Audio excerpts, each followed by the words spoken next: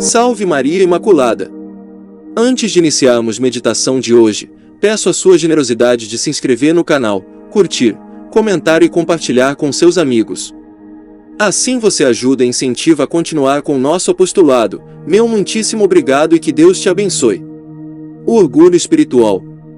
A primeira e a pior causa do erro que prevalece em nossos dias é o orgulho espiritual. Ele é a porta principal através da qual o diabo influi no coração daqueles que são zelosos pelo avanço do reino de Cristo. O orgulho espiritual é a maior porta de acesso da fumaça que sobe do abismo para obscurecer a mente e perverter a capacidade de julgar, bem como é o principal instrumento com o qual Satanás assalta os crentes, a fim de obstruir a obra de Deus. Até que essa enfermidade seja curada, os remédios para curar todas as outras enfermidades são aplicados em vão. O orgulho é muito mais difícil de ser discernido do que qualquer outra corrupção, porque, por natureza, o orgulho equivale a uma pessoa alimentar pensamentos elevados a respeito de si mesma. Existe alguma surpresa no fato de que uma pessoa que possui pensamentos muito elevados a respeito de si mesma seja inconsciente do orgulho? Ela acha que sua opinião a respeito de si mesma tem fundamentos corretos e, por conseguinte, supõe que essa opinião não é muito elevada. Como resultado, não existe outro assunto em que o coração humano se mostra mais enganoso e impenetrável. A própria natureza do orgulho consiste em desenvolver autoconfiança e rejeitar qualquer suspeita de que, em si mesmo, o coração é mau. O orgulho assume muitas formas e moldes, envolvendo todo o coração, como as cascas da cebola. Quando você remove uma casca da cebola, existe outra por baixo. Portanto, precisamos ter a mais intensa vigilância possível sobre nosso coração, no que se refere a este assunto, e, com profundo ardor, clamar por ajuda ao grande perscrutador dos corações. Aquele que confia em seu próprio coração é um tolo. Visto que o orgulho espiritual, por sua própria natureza, é secreto, ele não pode ser bem discernido pela intuição imediata. O orgulho espiritual é melhor identificado por seus frutos e efeitos, alguns dos quais mencionarei em paralelo aos frutos contrários da humildade cristã. A pessoa espiritualmente orgulhosa se considera cheia de entendimento e sente que não precisa de qualquer instrução, por isso, ela se mostra pronta a rejeitar o ensino que outros lhe oferecem. Por outro lado, o crente humilde é semelhante a uma criança que facilmente recebe instrução, é cauteloso em sua avaliação de si mesmo e sensível a respeito de como está sujeito a tropeçar. Se lhe for sugerido que ele realmente está sujeito a tropeçar, com muita prontidão o crente humilde estará disposto a inquirir sobre o assunto. Pessoas orgulhosas tendem a falar sobre os pecados dos outros, ou seja, sobre a miserável ilusão dos hipócritas, sobre a indiferença de alguns crentes que sentem amargura ou sobre a oposição que muitos crentes demonstram para com a santidade. A verdadeira humildade cristã fica em silêncio no que se refere aos pecados dos outros ou fala sobre eles com tristeza e piedade. A pessoa espiritualmente orgulhosa encontra nos outros crentes o erro de falta de progresso na vida cristã, enquanto o crente humilde vê muitos erros em seu próprio coração e se preocupa, a fim de que ele mesmo não se veja inclinado a ocupar-se demais com o coração dos outros. Ele lamenta muito por si mesmo e por sua frieza espiritual, esperando prontamente que muitas outras pessoas tenham mais amor e gratidão a Deus, mais do que ele mesmo.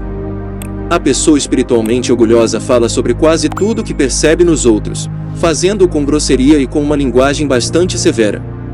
Em geral, a crítica de tais pessoas se dirige não apenas contra a impiedade dos incrédulos, mas também contra os verdadeiros filhos de Deus e contra aqueles que são seus superiores. Os crentes humildes, por sua vez, mesmo quando fazem extraordinárias descobertas da glória de Deus, sentem-se esmagados por sua própria vileza e pecaminosidade. As exortações deles para os outros crentes são ministradas de maneira amável e humilde, e tratam os outros com tanta humildade e gentileza quanto o Senhor Jesus, que é infinitamente superior a eles, os trata. O orgulho espiritual com frequência dispõe a pessoa a agir de maneira diferente em sua aparência exterior e a assumir uma linguagem, semblante e comportamento diferentes. No entanto, o crente humilde, embora se mostre firme em seus deveres e prossiga sozinho no caminho do céu, mesmo que todo o mundo o abandone, ele não se deleita em ser diferente apenas por amor à diferença. O crente humilde não estabelece como objetivo primordial o ser visto e observado como alguém diferente, pelo contrário, ele está disposto a tornar-se tudo para todos os homens, sujeitar-se aos outros, conformar-se a eles e agradá-los em tudo, exceto no pecado. As pessoas orgulhosas levam em conta as oposições e injúrias, estando dispostas a falar sobre elas em tom de amargura e murmuração. A humildade cristã, por outro lado, dispõe a pessoa a ser mais semelhante ao seu bendito Senhor, que, ao ser maltratado, não abriu a sua boca, mas entregou-se silenciosamente àquele que julga retamente. Para o crente humilde, quanto mais clamoroso e irado o mundo se mostra com ele, tanto mais quieto e tranquilo ele permanecerá. Outro padrão das pessoas espiritualmente orgulhosas é comportarem-se de maneira que levem os outros a fazerem delas seu alvo. É natural para uma pessoa que está sob a influência do orgulho aceitar toda a reverência que lhe tributam. Se os outros mostram disposição para submeterem-se a ela e sujeitarem-se em deferência a ela, a pessoa espiritualmente orgulhosa está aberta para esta sujeição, aceitando-a espontaneamente. Na verdade, aqueles que são espiritualmente orgulhosos esperam esse tipo de tratamento, formando uma opinião pervertida sobre aqueles que não lhe oferecem aquilo que eles sentem que merecem. Até a próxima meditação e que Deus te abençoe hoje e sempre.